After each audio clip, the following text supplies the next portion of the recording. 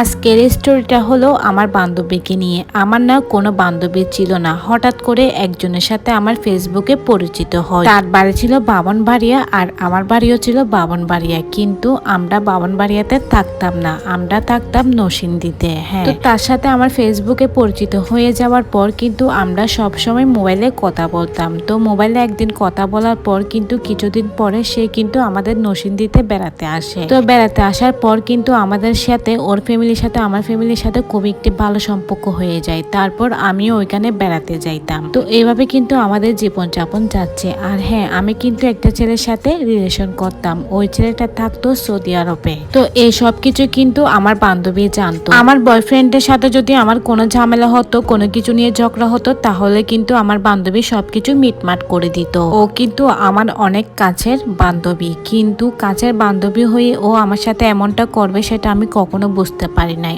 ও হলো আমার জীবনের কাল। তো আমার বয়ফ্রেন্ড কিন্তু 2 দিন পরে সৌদি আরব থেকে আসবে। তো ও যেহেতু আসবে, ও আসার আগে কিন্তু আমার বান্ধবী বলল যে আচ্ছা তুই আমাদের বাড়িতে বেড়াতে আয়, কিছুদিন থেকে যে 2-1 দিন পর তো তোর বিয়ে হয়ে যাবে। তো আমি ওর কথা শুনে ওদের বাড়িতে বেড়াতে গেলাম। তো আমি কোথাও গেলে কিন্তু আমার সাথে আমার ছোট বোনকে নিয়ে যাইতাম, কিন্তু সেদিন আমি নিয়ে যাইতে পারি নাই, আমার ছোট বোনের পরীক্ষা ছিল বিদায়। ওর বাড়িতে বেড়াতে গিয়ে আমার জীবনটা এভাবে ধ্বংস হয়ে যাবে আমি সেটা কখনো বুঝি নাই। ওর বাড়িতে বেড়াতে যাওয়ার পর কিন্তু 2 দিন পরে ওর বড় ভাই বাহিরের দেশ থেকে আসে। তো ওর ভাইয়েরা না আমাকে অনেক দেখতে পারতো, বোনের মতো করে দেখতে পারতো। ওর কিন্তু আরো 2টা ভাই আছে দেশে, ওগুলা না আমাকে অনেক স্নেহ করতো ওর মতো করে, বোনের মতো করে। ওর যে বড় ভাইটা বাহিরের দেশ থেকে আসছে, উনি আসার পর কিন্তু উনি আমাকে সবসময় ওনার রুমে ডাকতো, না যেতে চাইলে কিন্তু আমাকে জোর করে নিয়ে যাইতো, গল্প করতো, আড্ডা মারতো। তো এভাবে কিন্তু 2 দিন চলে গেল। যেদিন 3 দিনের মাথায় কিন্তু আমার মোবাইল চার্জ দেওয়ার জন্য আমি চার্জার খুঁজে পাচ্ছি। তখন আমি ওর বড় ভাইয়ার রুমে যাওয়ার আগে নক করি, বলতেছি যে ভাইয়া আপনার রুমে কি আমার চার্জার আছে? ভাইয়া বলতেছে যে হ্যাঁ আছে, নিয়ে যাও। তখন না আমার মনে একটু ডাউট হলো, আমার না ভয় রাখতেছে। তখন রাত 1টা বাজে, সবাই ঘুমাচ্ছে। আমি বলতেছি ঢুকবো নাকি ঢুকবো না। আবার বলতেছি ভাইয়ার সাথে তো আমি 2-3 দিন কথা বলছি,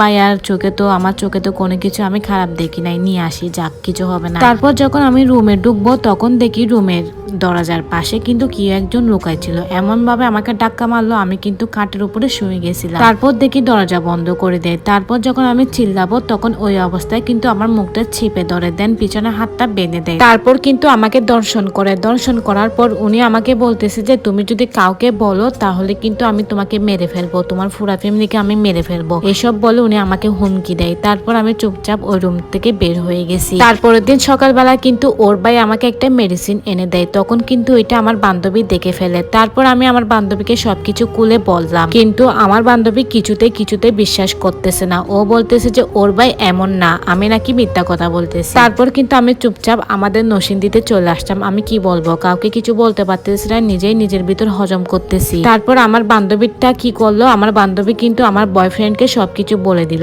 তারপর আমার বয়ফ্রেন্ড আমাকে ফোন দেয়। ফোন দেওয়ার পর কিন্তু সে আমার সাথে নর্মাল ভাবে কথা বলে। সে বলতেছে 2 দিন পর তো আমাদের বিয়ে, আসো আমরা দেখা করি। তারপর তার সাথে আমি দেখা করতে গেলাম, কিন্তু সে আমাকে এমন একটা রেস্টুরেন্টে নিয়ে গেল যেখানে কেবিনেট। তারপর ও আমাকে জোর করে রুমে নিয়ে গেল, বলতেছে কিছু হবে না, 2 দিন পর তো আমাদের বিয়ে, কিছুই হবে না, আসো। তারপর কিন্তু এক পর্যায়ে এসে সে কিন্তু আমার সাথে দর্শনটা করে ফেললো। তারপর কিন্তু আমার বাসায় চলে আসলাম। বাসায় আসার পর কিন্তু আমি আমার বয়ফ্রেন্ডকে ফোন দিচ্ছি, কিন্তু সে কিছুতে ফোন রিসিভ করতেছে না, আমার ফোন কেটে দিচ্ছে, আমাকে সব জায়গা থেকে ব্লক করে দিছে। তারপর আমি ওই দিক থেকে আমার বান্ধবীকে ফোন দিচ্ছি, কিন্তু সেও আমার সাথে যোগাযোগ বন্ধ করে দিছে, সব জায়গায় থেকে ব্লক করে দিছে। তারপর আমি আমার মায়ের নাম্বার থেকে আমার বয়ফ্রেন্ডকে ফোন দিই। আমার বয়ফ্রেন্ড নাম্বার চিনতে না পারে, রিসিভ করে। তারপর সে আমাকে সবকিছু বলতেছে তোমার বান্ধবী আমাকে সবকিছু বলে দিছে, তাই আমি তোমার সাথে এমনটা করছি, আমাকে আর জীবনে ফোন দিবে না, তোমাকে আমি কিছুতে বিয়ে করতে পারবো না। আজকে আমার এই কুলে গেল ওই কুলে গেল, আমি কাউকে কিছু বলতে পারতেছি না, নিজে কি করব সেটা বুঝতেছি না। আজকে বান্ধবীকে বিশ্বাস করে ঠকে গেলাম, নিজের বয়ফ্রেন্ডকে বিশ্বাস করে ঠকে গেলাম। যে বয়ফ্রেন্ডের সাথে 1 মিনিট কথা না বলে থাকতে পারতাম না, সেও কিন্তু আমার সাথে 1 মিনিট কথা না বলে থাকতে পারতো না, কিন্তু সে আজকে সবকিছু বলে গিয়েছে। আমার পুরো একটা জীবন ধ্বংস করে দিয়েছে আমার বান্ধবী। আমার বান্ধবীর মতো যেন কারো বান্ধবী না হয়।